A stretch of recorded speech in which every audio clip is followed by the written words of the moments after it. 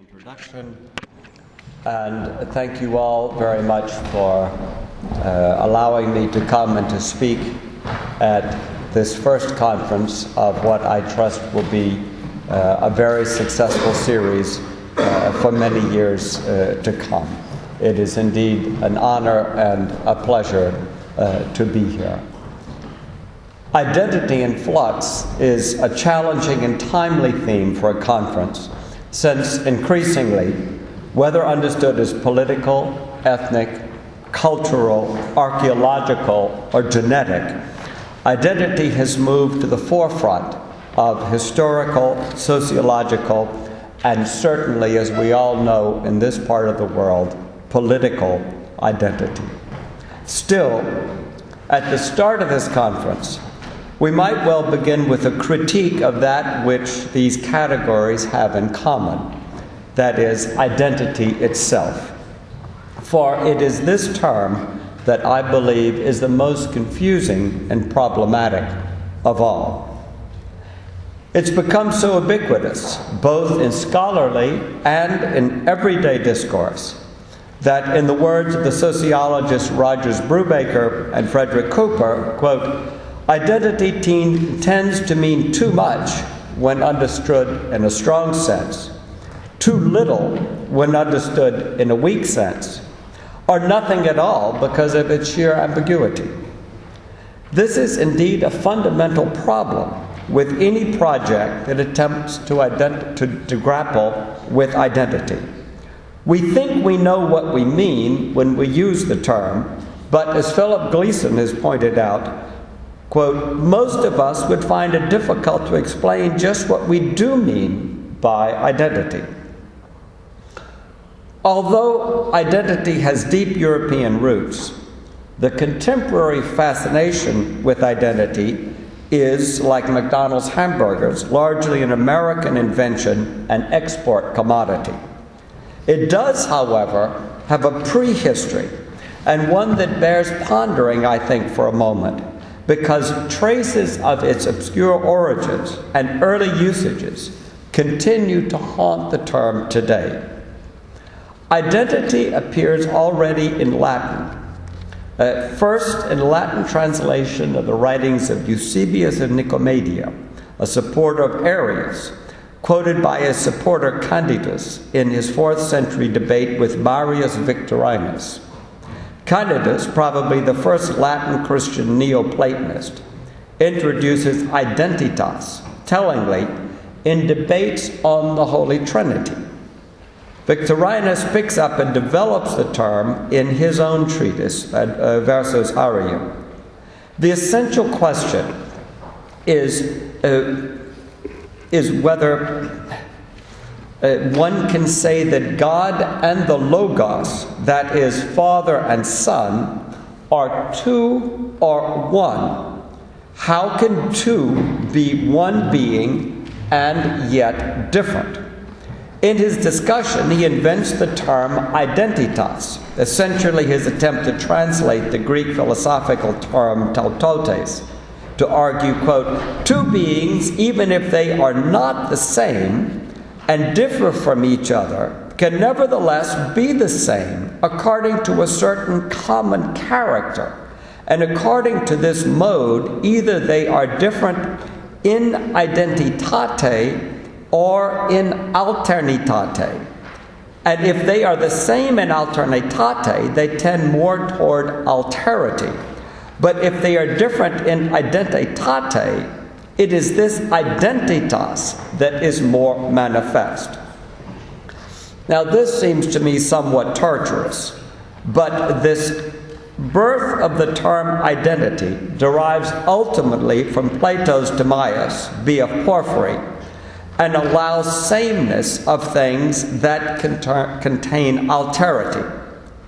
As an analytic term, therefore, it depends on Neoplatonic understanding of being and participation, without which the possibility of being the same and yet different is insoluble. This genesis of the term continues to haunt it to today, difference within sameness. The philosophical problem identity posed within Trinitarian discussions of sameness and distinction has a long history, not only in theology, but ultimately in the development of social and psychological reflections. Particularly significant in the English tradition was John Locke's essay on human understanding, in which he argues that for humans, identity consists, quote, in nothing but a participation of the same continued life by constantly fleeting particles of matter in succession, vitally united to the same organized body. What is the same is not the physical body, but the individual living soul with its consciousness of itself and of its continuity. For Locke, as for other Christians then, human identity is guaranteed by the conscious soul. Consciousness alone unites actions into the same person. The decisive change that brought the study of identity into wider public discourse, however, is most closely associated with psychology, and in particular with the writings of Erik Erikson, the German-born developmental psychologist who, in his work with children in America, both highlighted and complicated identity, moving it to the center of psychological and, most importantly for us as historians, sociological study. Identity for Erikson is, quote, a process located at the core of the individual, and yet also in the core of his communal culture, a process which establishes, in fact, the identity of these two identities. This rather enigmatic description, as opaque to me as that of Victorinus, emphasizes not only the individual consciousness of selfhood, but posits that this consciousness develops through the stages of life in dynamic relationship to participation in society. Although he describes identity as a process, he also, by the end of this convoluted definition, has established identity as a thing in itself, or perhaps two things. One, the identity of the individual, one, the identity of communal culture. Thus conceived, identity is not simply personal and psychological, but necessarily posits an individual with a social and cultural identity existing apart from the individual, from which the individual acquires norms, status, and roles that become an integral part of his or her identity. In the 1960s and 1970s, as we can see from this Google Analytics, and I'm sorry if on your side you can't see it, the term really took off. The explosion of identity studies, not only in psychology, but in sociology, anthropology, and the public sphere. You can see the curve taking off in the late 60s. Identity politics became fundamental to American civil rights movement and to the mobilization of ethnic groups within the American electorate. Within sociology and anthropology, the understanding that individuals draw their identities from their societies shifted the focus from the individual's identity to that of the community generating identity. Within American societies, these communities were lumped into the trinity of race, class, and gender. In a European context, particularly from the 1980s, ethnicity outside of Britain largely replaced race, which carried too many overtones of the 1930s and 1940s, while class studies declined with the triumph of liberalism in the academy, and gender remained until recently marginal to mainstream male-dominated European scholarship. Ethnic and national identity, then, not simply as processes, but as entities, either imagined or real, entered the mainstream of historical, sociological, and political debate. But as Brubaker and Cooper pointed out, the use of the substantive identity obscures the process of identifying. That is, it implies the existence of a fixed identity that can be discovered, rather than emphasizing the human agency that is involved in the distinct processes by which individuals classify themselves and others.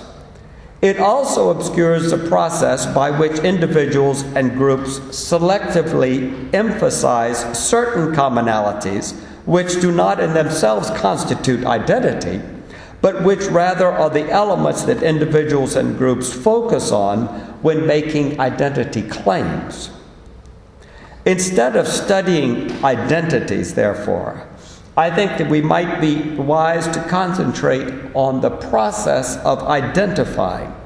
That is, on observing how individuals classified themselves and others, and in turn were so classified by their contemporaries.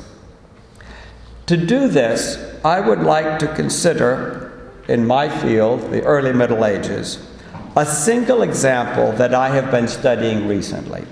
It is an example drawn from a very different region than that of Istria, of Croatia, from very far away, from an alien world. That is the early Irish monastic world. But by taking us out of the realm of the ordinary, of what we're used to, I hope that it allows us to have critical distance as an example. Not that any of us should care about medieval Irishmen and their identities or their identifying processes, but perhaps give us some distance with which to examine other strategies of identifying in other areas. The Irish individual I will talk about is St. Columbanus, who arrived on the continent around 590, founded monasteries in Burgundy and Italy, and engaged in ferocious disputes with the Gallic episcopate, as well as with Pope Gregory the Great and his successors, until his death in 612. Who was Columbanus? Can we recognize his identity, or indeed the identity of his contemporaries in Ireland, Gaul, and Italy? I don't think so.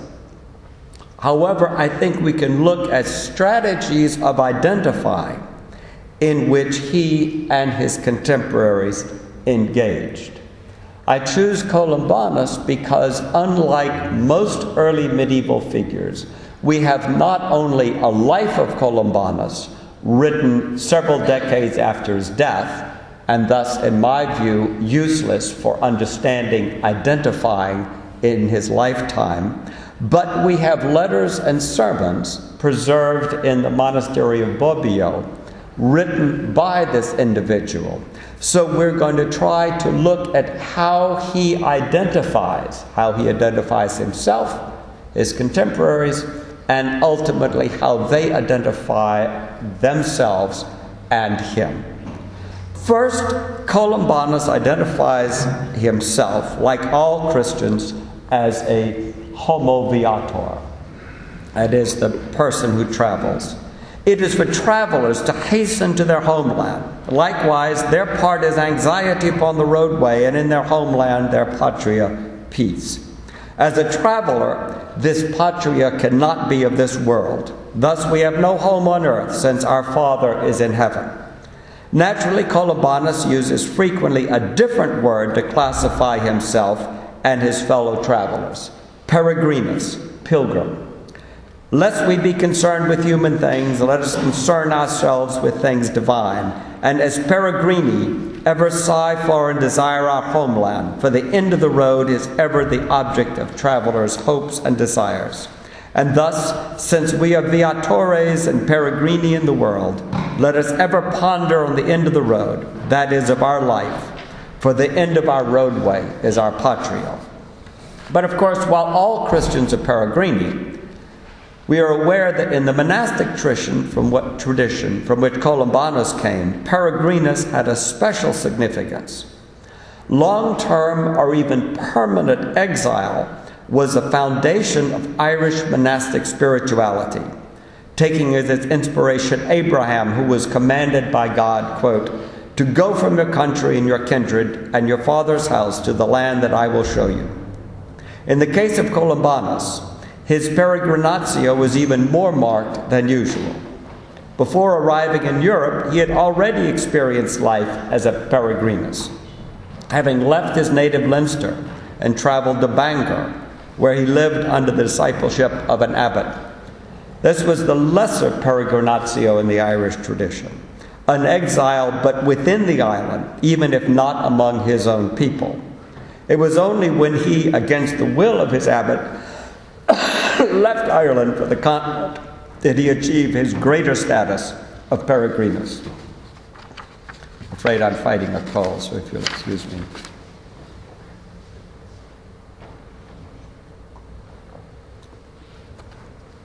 So Columbanus describes himself then as a peregrinus. He identifies himself as a peregrinus, but more particularly with the biblical figure of Jonah, an unwilling prophet driven from his land, almost lost at sea, and saved by divine intervention.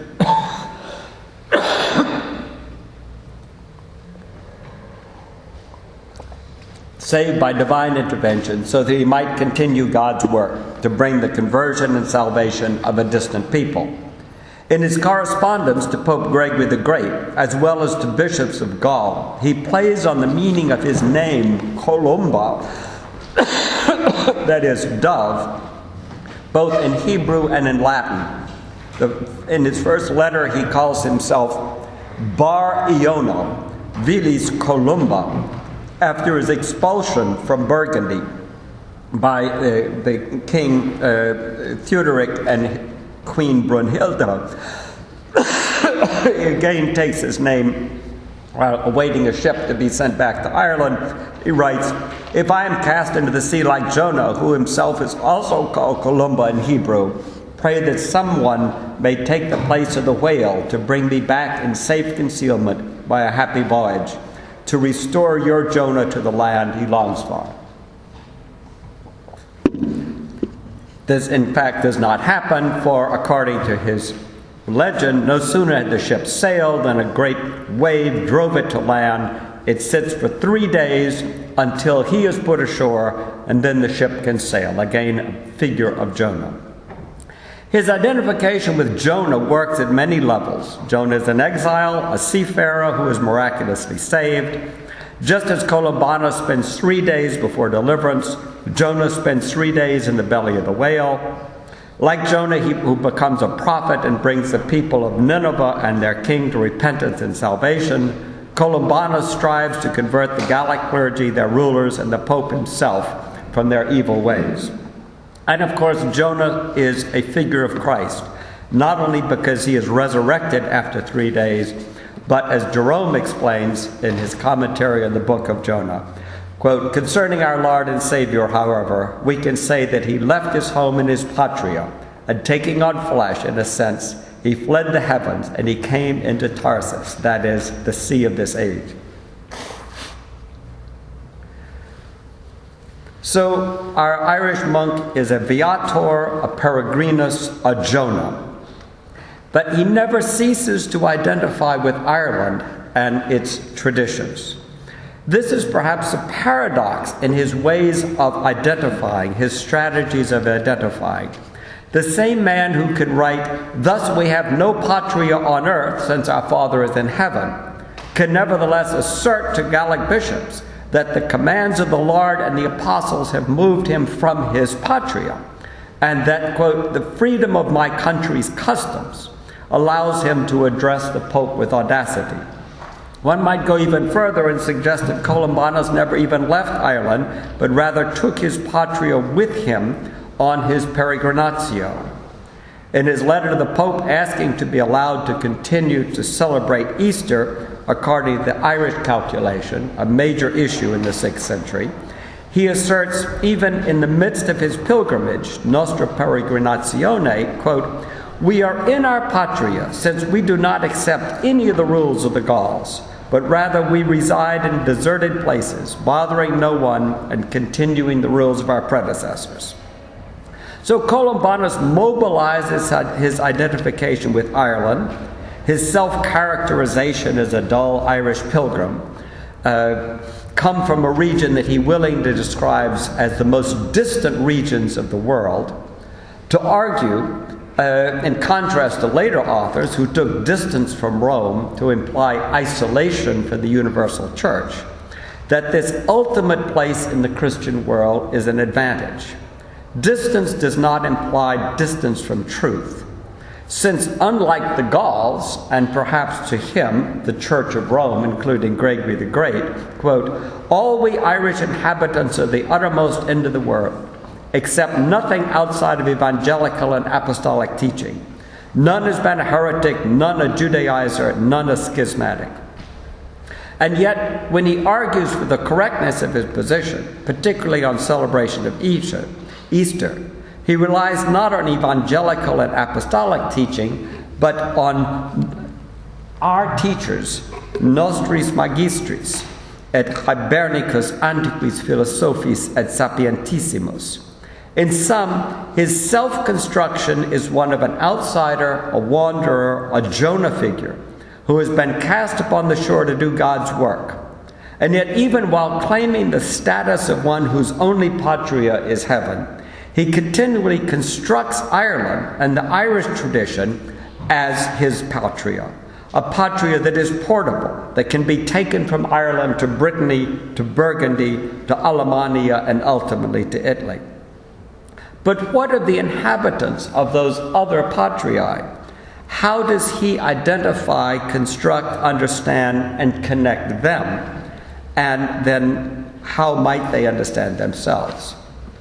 First, while we are accustomed to thinking of the world that he enters as the Frankish kingdoms, as Francia, inhabited, we assume, by Franks, Columbanus never uses the term. He never mentions Franks, either as a collective or any individual Franki. For him, he is not in the Regnum Francorum, but he is in Gaul, and it is the Gauls who appear in his letters, primarily the bishops, whom he doesn't think much of. And every other one are simply called Galli. The other peoples he encounters are the Britanniae and the Iberi. And once in Italy, he does speak of the Italian king who invites him, Agilolf, as Rex Gentilis Lagobardoros. But the Franks, of whom a generation later, his biographer will say, quote, whose name was held in honor above all other peoples that inhabit Gaul, they're entirely absent. The population and its leaders seem to be simply Gauls, and it is a population of which he has a low opinion. The episcopacy he accuses of simony and adultery, just as later in Italy he sees a people rent with heresy and constantly in fear. But Gaul is even worse. He may be a foreigner, a pilgrim from the extreme ends of the world, but at least that extremity is thoroughly Christian. In his justification for keeping Irish observation of Easter, even in Gaul, in opposition to the bishops of Gaul, he cites the Council of Constantinople, which states that churches of God established among barbarian peoples should live according to their own laws. In essence, he considers the Gauls barbarians. The failure of Columbanus to identify either the people, the bishops, the rulers of Gaul as Franki should appear less surprising, however, if we consider that at the very time that Columbanus arrives on the continent, the identification of the population of this kingdom, ruled by descendants of the Frankish king Clovis, was very much in flux, the object of internal ideological contestation. Columbanus spent most of his active time in Burgundy, a region conquered in 534 by Childebert and Clothar, whose population and elites were still undergoing a process of identification and consolidation half a century later. The rulers of the kingdoms in which Columbanus arrived around 590 were not accustomed to calling themselves kings of the Franks, reges Francorum, a title which would diminish their dominion by focusing on only one segment of the population that they ruled. Instead, they habitually used the unrestricted intitulature rex. And certainly the people subject to royal authority comprised not only Franki, but people who might have wished to identify themselves as Romans, Burgundians, Goths, Saxons, or very local identities, Turinensi, Pictavenses, or Auvergne, among other labels. In the generation before Columbanus' arrival, the historian and Bishop Gregory of Tours had pointedly attempted in his writings to counter any efforts to create a unifying identity for the kingdoms, as either Franks or Romans. His goal rather was to forge a new identity for the inhabitants of the kingdom, that of the people of Christ, the Populus Christianus, in which distinctions based on Frankish or Roman identity, history, tradition, leadership would be unimportant. And one finds exactly the same impulse in the writings of Columbanus.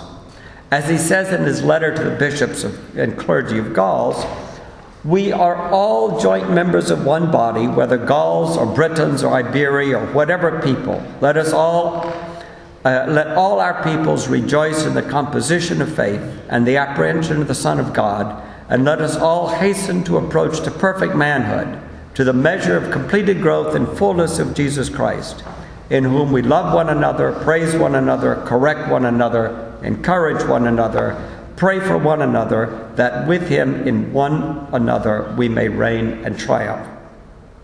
But just as Columbanus, even while professing to renounce his terrestrial fatherland and his identification with the Irish, in fact clung fast to it and mobilized it in his polemic against the Gallic clergy, the continental world in which he moved was far from accepting either his or Gregory's attempt to undermine solidarities based on ethnic identities.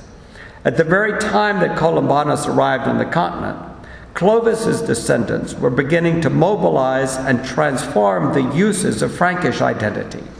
Between 584 and 590, Childebert II, who had previously called himself simply Childebertus Rex, began to use the title Rex Francorum for the first time in his correspondence. Around the same time, his uncle Guntram began to use the same title in his edicts. The usage was no by means universal, but clearly at the very time that Columbanus was negotiating with rulers and bishops, a new discourse about political identifying was coming into use. This discourse emphasized rulers as rulers of the Franks, implying a valorization of Frankish identity for the rulers, but also for the politically active elites, and with it the use of Francia rather than Gallia for the whole kingdom, thus trying to project a new way of identifying a kingdom that previously had multiple and changing ways of identifying itself. In Italy, too, Columbanus entered a world in which categorization, identification, and connections were in flux, and in which the abbot seems to have become a pawn in the hands of the reigning king Agilulf and his queen Theodelinda in their efforts to bring unity and identity to a fragile kingdom. Theodelinda was the daughter of the Christian Orthodox Bavarian duke or king, and is well known through correspondence of Gregory the Great as a means by which the population of the kingdom, some Arian, some members of the three chapters sect of Orthodoxy, and some Roman Orthodox, might be reconciled. At the same time, she and her spouse inaugurated an ideological program to forge a common Longobarд political identity for the kingdom. And this was hardly a unified, or one might even add, a Lombardized kingdom in the reign of Agilulf and his queen. The army that had entered Italy in 568 under the command of Alboin had been an extremely heterogeneous and fortuitous assemblage of Lombard, Saxons, Provincial, Pannonians, Gepids, Huns, and other interest groups. And it's little wonder that fairly soon after the assassination of Alboin and his successor Clef in 574, whatever unity might have existed among the conquerors completely disappeared for at least a decade. Competing dukes only elected a new king, Altari, the son of this Clef, when a Frankish-Byzantine alliance threatened to destroy them all. According to the later historian Paulus Diaconus, Altari sought to marry a daughter of the Frankish king Childebert, an obvious attempt to establish peace with his aggressive neighbor. When this failed, he married Theodelinda, daughter of the Bavarian Duke Garibald and his wife Waldrada. And this too seems to be aimed at establishing an alliance with a powerful and dangerous neighbor. After Altari's death, he was succeeded by Agilulf, who then married his predecessor's widow. But to what claim of identity in present or past did people like Agilulf and Theodelinda aspire? Although Columbanus terms him Rex Gentilis Langobardus, the king himself never uses the term. He never used the intitulatio Rex Langobardus or Langobardorum. As was normal in chancery usage, the Agilulf used the unrestricted title Flavius Agulphus Vir Excellentissimus Rex. Indeed, Lombard identity was an identity every bit as much in play at the beginning of the 7th century as was Frankish beyond the Alps. Agilulf himself is described as a Thuringian. It is not impossible. Another duke, Drochfold, was a Swabian. Within this radically decentralized heritage of the conquerors of Italy, Saxons, Swabians, Thuringians, Bavarians, Romans, and probably other groups competed for precedence and power, the power to identify. The title Flavius Rex, with its echoes of Roman legitimacy and singular lack of ethnic limitation, well suited this ambiguous political reality. But it was also during the reign of Agilulf, or more correctly under the patronage of his wife Theodelinda, that an ideological program to establish Langobard as a collective identity seems to have been fostered. Theodelinda patronized a historian, Secundus of Trent, trusted member of the royal court, to write a history of the Longobards. Moreover, we understand that she had frescoes painted in her palace depicting the history of the Longobards. We don't know what was in the text or in the frescoes, but one can well imagine that the material would have included important genealogical information about her own ancestry, information that appears in the first written history we have, the Origo Gentis Langobardorum, completed around 640, but probably drawing from the Queen's information. Her interest in the deep past of the Lombards was anything but disinterested. A foreigner married to a ruler of Thuringian ancestry and then regent for their son after the father's death, Theodelinda wished to establish her own Lombard credentials and to do so turned to pre-invasion Lombard past. Waldrada, daughter of a Lombard king Waco and his Gepid wife, first married Theodbald, Frankish king, the great-grandson of Clovis, who ruled a kingdom from Raz. Then after he died, Clothar II took his nephew's kingdom and Waldrada, his wife. Later, his bishops objected, so he passed her on to Garibald, the Bavarian duke. Theodelinda, daughter of Garibald and Waldrada, was thus emphasizing her descent from an otherwise extinct Langobard family as a way to try to claim to identify herself as Langobard in a rather dubious situation. This valorization of Langobard descent along with a wider historiographical and pictorial program of a unified Longobard past, offered a usable past for a divided Lombard present. But it was only part of the program fostered by Agilolf and Theodolinda.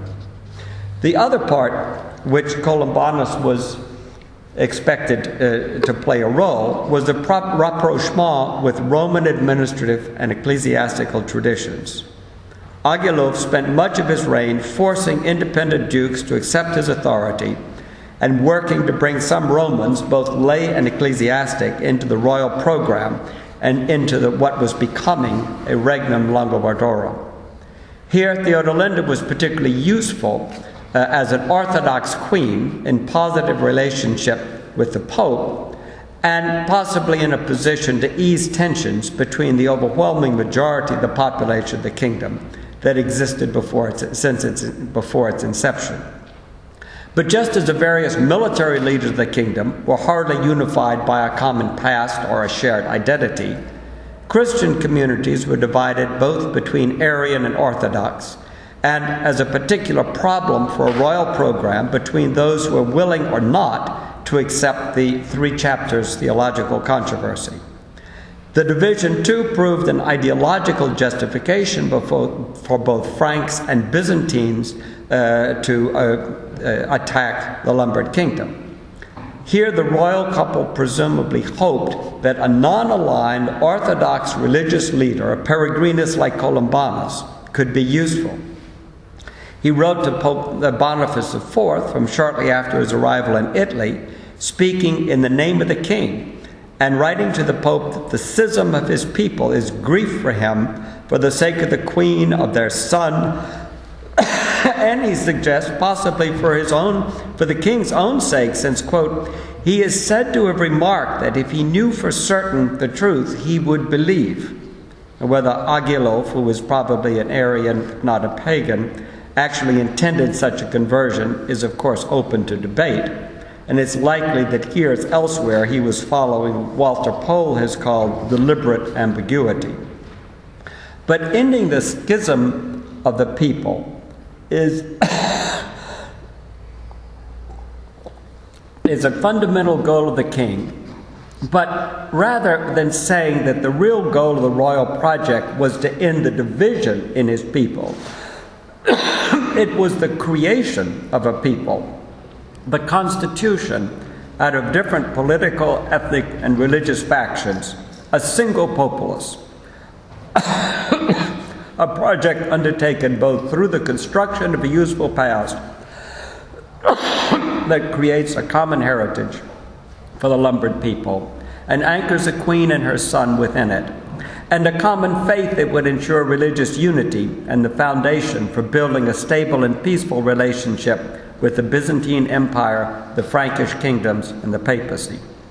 The outsider, the Peregrinus, Jonas, the Columbanus, was co-opted into this process of identity creation.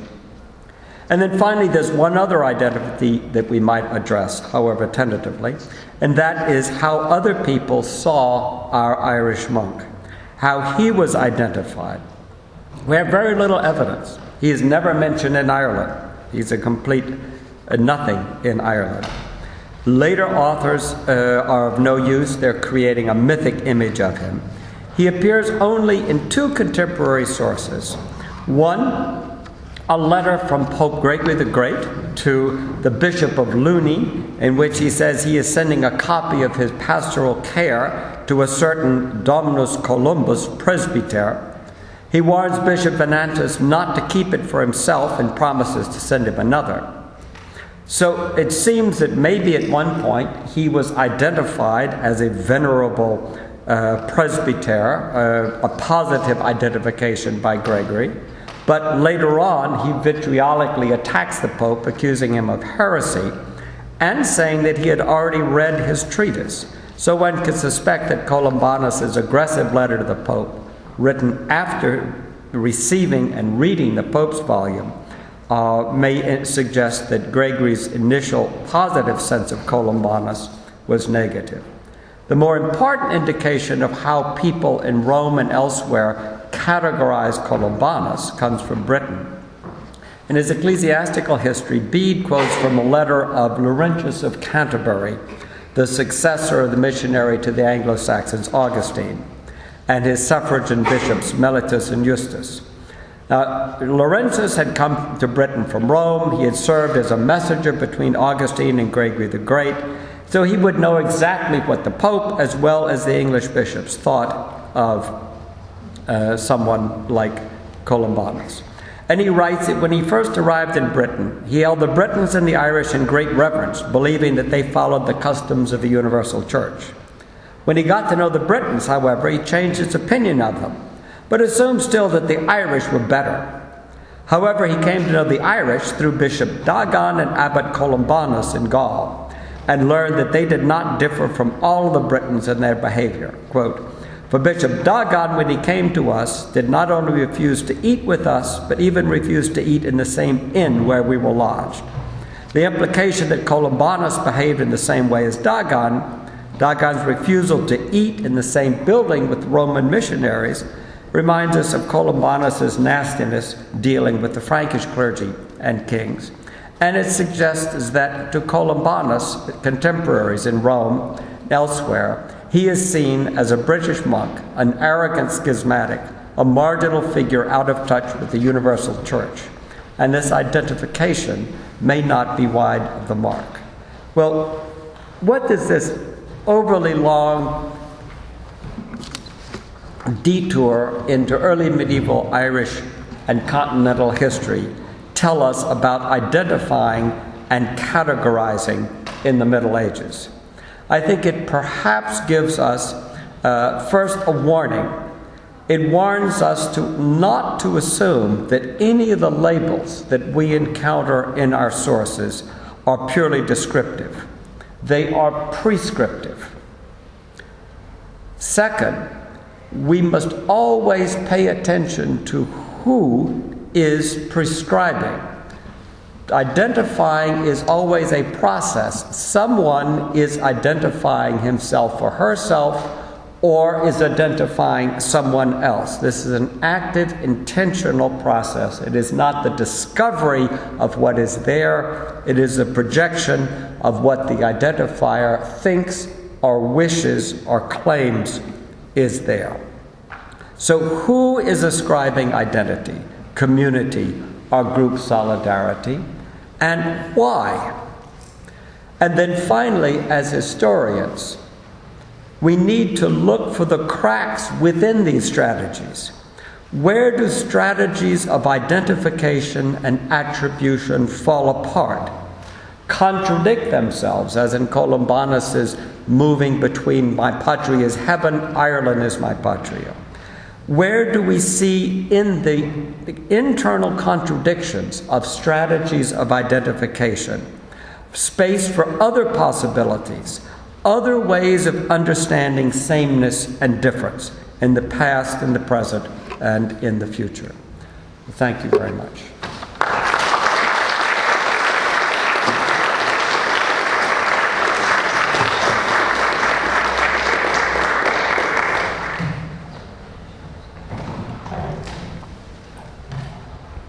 Questions? Yes, sir. Thank you very much for this insightful and very detailed description and overview of the case study of this very famous period. I'd like to ask something related maybe a little bit more with the Eastern Roman Empire, of the period than the West. But can we see Columbanus, as I understood, his identity was being used, or his person was being used in this era, which was some kind of vacuum of the evaporation of the Western Roman Empire. So can we compare him and his identities also with those of starlight saints in Syria, or similar people like Augustine, St. Anthony, who went to the desert trying to create in a way their own exile and then being appropriated by the elites with their own. I think that the process by which we look at strategies of self-identification and then co-optation into larger processes certainly can be applied to any sorts of sources. With Anthony, it's a problem because we're not talking about Anthony's identification. We're talking about how his biographer identifies him. There is a very important life of Columbanus that everyone talks about. They sort of leave his letters and his sermons aside, and they talk about who Columbanus was based on the life. With Anthony, it's the same thing. The problem is, for Columbanus, that the life is written after this very fluid period has begun to solidify both in Italy and in Gaul. And the result is that this biographer, Jonas, interesting, also another Jonah, is writing Columbanus into the history of the people who in Gaul have ended up as the winners. So it turns out that Columbanus knew everybody who was anyone 40 years later.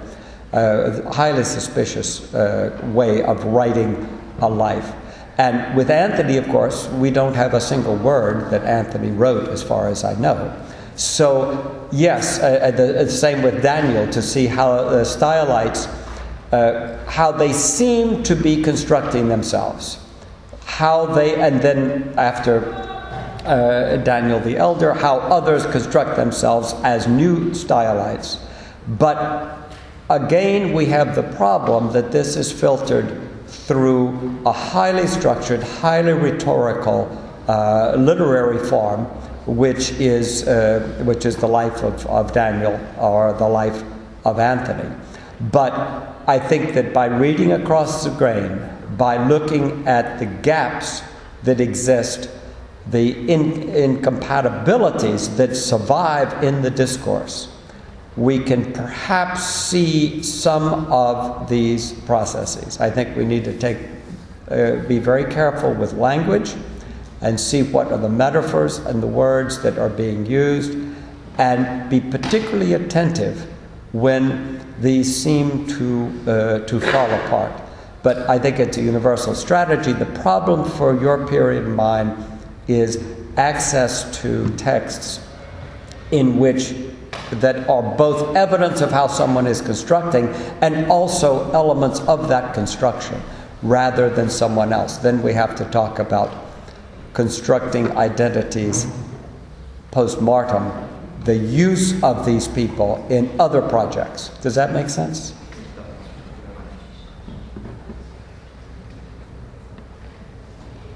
I have a question. Is it even, when we look at examples from our contemporary world, I'll name an example from the United States, one that will probably be familiar to you. I remember reading recently how Republicans in the United States are using Ronald Reagan as a sort of a mythical father figure. Ronald Reagan would not have done this. Ronald Reagan would have done this. Even when that is actually, he did the exact opposite. Yes. If we have examples from our modern world where we can detect, as astute observers, that someone post-mortem is being identified as something that he wasn't. So Reagan was anti-immigration and he legalized all the undocumented immigrants. How is it even possible to detect these cracks when our sources are scarce? It's a great challenge. As you say, of course, Americans have no historical memory. So you can say absolutely anything about Ronald Reagan. But it's very much like Anthony. It's very much like Columbanus. The Columbanus in his letters is almost not present in the life. He becomes a great saint thanks to the authorship of his life. And in his writings, the big thing he fights about is the Easter controversy. This is, for him, a fundamental issue. It never appears in his life. It's an embarrassment, because by the time the life is written, the Easter dating, according to the Irish system, has been thoroughly rejected, even by almost all the Irish. So we just don't talk about that. We create him a different way. The great communicator, Reagan, the supporter of kicking the illegal immigrants out of the country, even though he certainly as you say, gave a path for citizenship for these people. And people just accept it. Oh yes, this was St. Reagan. So it's a problem in the present, it's a problem in the past. We're constantly using past figures to make claims about the present and the future. And we take these sainted figures, Robert Kennedy, John Kennedy, Reagan, these icons of different ideological positions, and then we constantly reconstruct them. And this is what historians unfortunately do, and this is what professional historians have a responsibility to speak out about, to say that this is a misuse of the past, this is a misuse of the record. Does anyone listen to us? That's another question. But we have, what we're training our students to do is to read primary sources critically, to take them in their context. And although we are all necessarily enmeshed in our contemporary worlds, with our beliefs, our prejudices, our ideologies, we must strive to remain open to the past as a fundamentally different situation, and to try to understand past figures and their activities within that context, rather than incorporating them into our contemporary needs. Can we do it in the Middle Ages? It's extraordinary for the 6th century that, for some strange reason, these letters survive. They are completely unused in the Middle Ages. We hear nothing about them until, I think, the 16th or 17th century, when we find 2 copies of them. They're probably preserved at Bobbio, at St. Gall. Nobody reads them. The original manuscripts are gone. We have these 2 early modern copies. If it were not for that, the only Columbanus we would have would be this invention of Leibniz. We do have some of Reagan's papers, so one might take a look at what Reagan was actually doing and saying, although that's not necessarily a beautiful thing either. Can you just comment on this? How much can we even believe the vitae of the saints, if we have an example such as this one, that most of it is constructed according to the needs of the elite that was paying for the Reagan? Well, I am extremely skeptical. And you could say, well, the ideological part is added on, but at least we can take the basics of his life. Well, it's not necessarily so. The ability of a ideological writer to actually simply make up facts and change facts is enormous. We know that in the life, he supposedly arrives in the kingdom of the wrong Merovingian king, because at the time, later on, that king is supposed to be an enemy. He's part of the losing side, so we don't want Columbanus to go to him. So he's just suppressed, even though it's inconceivable that Columbanus showed up where the life says he did. There's a kind of damnatio memoriae for a whole part of the Merovingian family. So they all have to be bad. They certainly could not have received him and helped him. So I think we have to be extremely skeptical. The problem is, then, what can we do with the vita? What can we do with medieval sources? Just study the ideology of the person who wrote it, and then we have no way to understand the subject that he was writing about. This kind of extreme foreshortening becomes the problem of postmodern literary analysis, that there is nothing but text, and we cannot get outside of the text, and the texts are simply either the ideology of the author, or they are intertextual references to other existing texts. And then history of a certain type becomes impossible. I think that it is extremely difficult to use not just hagiography, but any rhetorically constructed account, histories as well. And yet, that's our job. It's hard work, and we have to develop methods. And sometimes when we have a record, we have a hagiographical text, then we can see how one went from the one to the other as a case study to say perhaps we can assume in the absence of the first sort of sources, perhaps we can recognize of the same rhetorical ideological strategies in other vitae for which we do not have alternative kinds of material. But it is very dangerous. And this is hagiography, but this is history. Gregory of Tours' histories are highly problematic. It's problematic for later medieval histories as well. How do we read these clearly strong ideological polemical texts that are constructing identities and projecting them for polemical purposes onto opponents, or claiming as allies people who have nothing in common? It's that these are appeals that we must learn to read and with great caution. But every case requires a lot of work.